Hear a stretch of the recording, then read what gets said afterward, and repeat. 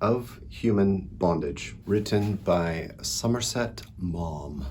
It is the story of one young man's life from childhood to adulthood. I believe the novel finishes when he is 30 years old, and it begins when he is a little boy. He is woken up to visit his mother, who's dying. His father died some time earlier, which leaves this young man, whose name is Philip Carey, leaves him an orphan. He is sent away to his godparents, that being his uncle and aunt, to raise him. They are older, and they never had children.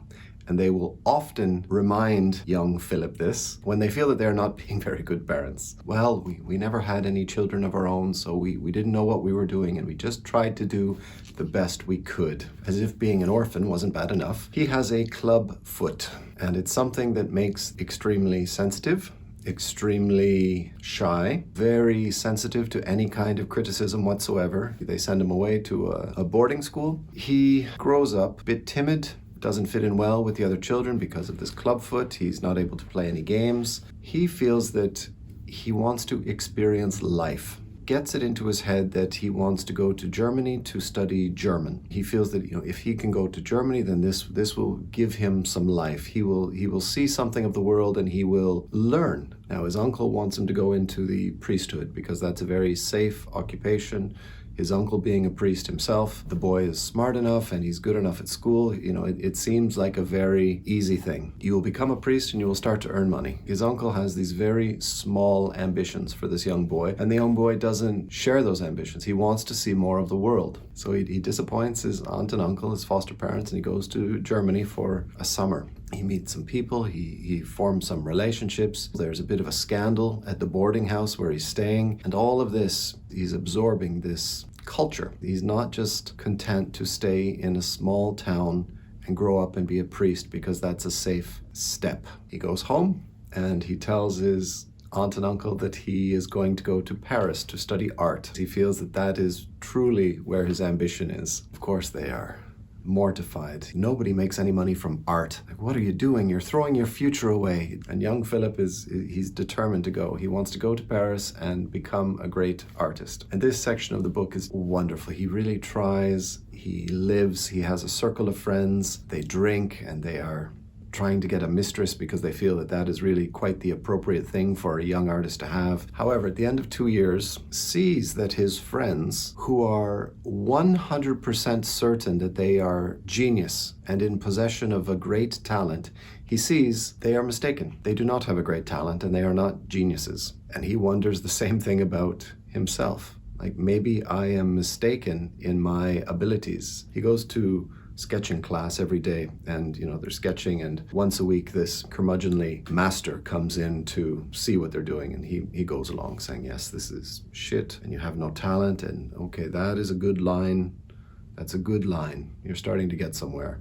That is shit, and that is shit, and that is shit. And that's what he does as a teacher. I enjoyed that a lot. I don't know why. One day Philip asks him, please, would you come tell me if I have talent? Because I'm thinking of giving it up. And the old master does. I want to read you this part. Philip has shown the artist his work, and the artist has not been very impressed. Philip quietly put away the various things which he had shown. I'm afraid that sounds as if you don't think I had much chance. Monsieur Faunet slightly shrugged his shoulders. You have a certain manual dexterity. With hard work and perseverance, there's no reason why you should not become a careful, not incompetent painter. You would find hundreds who painted worse than you, hundreds who painted as well. I see no talent in anything you have shown me. I see industry and intelligence. You will never be anything but mediocre. Philip obliged himself to answer quite steadily. I'm very grateful to you for having taken so much trouble. I can't thank you enough. Monsieur Faunet got up and made as if to go, but he changed his mind and, stopping, put his hand on Philip's shoulder. But if you were to ask my advice, I should say, take your courage in both hands and try your luck at something else. It sounds very hard, but let me tell you this. I would give all I have in the world if someone had given me that advice when I was your age and I had taken it. Philip looked at him with surprise. The master forced his lips into a smile, but his eyes remained grave and sad. It is cruel to discover one's mediocrity only when it is too late. It does not improve the temper. Philip goes back to England and chooses another path. That is on page 272, so I'm not giving you too much away. This is the most human book that I have ever read. And it is just so emotional. Nothing exciting happens in this book. A young boy's life who was misfortunate early on. Dead parents, clubfoot, hard life. Not too hard though. He has opportunity, he has a good brain, he just has this incurable desire to live, to see what there is in the world and to experience what the world has to offer. Ordinary things. Just, on the left-hand side of the page, I'm thinking, this book is it's a little bit dull. And on the right-hand side of the page, I'm thinking, this is the most perfect writing I've ever read. It is luxurious. And this is the second time I've read this novel, so I knew what was coming. And the nice thing about that is that the first time I read a novel, I race towards the end because I want to know what happens. Second time you read a novel, knowing what happens, I can slow down a little bit and enjoy the sentences, enjoy the construction of the novel a little bit more. There's something I want to read towards the end of the novel where his uncle is an old man and he's dying, and Philip is looking at his dying uncle, who he's been struggling with throughout his life. He had no feeling for the old man. He had never liked him. He'd been selfish all his life. Selfish to his wife, who adored him. Indifferent to the boy who'd been put in his charge. He was not a cruel man, but a stupid, hard man, eaten up with a small sensuality. A stupid, hard man, eaten up with a small sensuality. I read that, I paused, and I could feel this ripple going down from the base of my skull down my freckled back, tingling of how beautiful those words are when put together just like that. I think a lot of people will be intimidated by a novel that is very close to 700 pages. 122 chapters. The chapters are fairly short. They're about 5 to 10 pages per chapter. You can read one chapter a day and you will be finished in 4 months, which is a long time. It's a long time to read a book. This book is very much worth the effort. It's too perfect. Like right here in this book is human life and human existence. All that is really good and beautiful about literature is right here. What it means to be a human being, to be sensitive, to be shy, to be hurt, to be proud and vain. A lot of people say in today's times that, maybe we've forgotten what it means to be human with all of our technology and all of our interconnectedness, if people are still using that phrase. Are we becoming less human? And if you are afraid of that yourself, please try reading this book because this will make you more human. I don't know how it works, but I feel like a more complete human being. Maybe it's just a measurement of empathy that has been given to me through reading this book.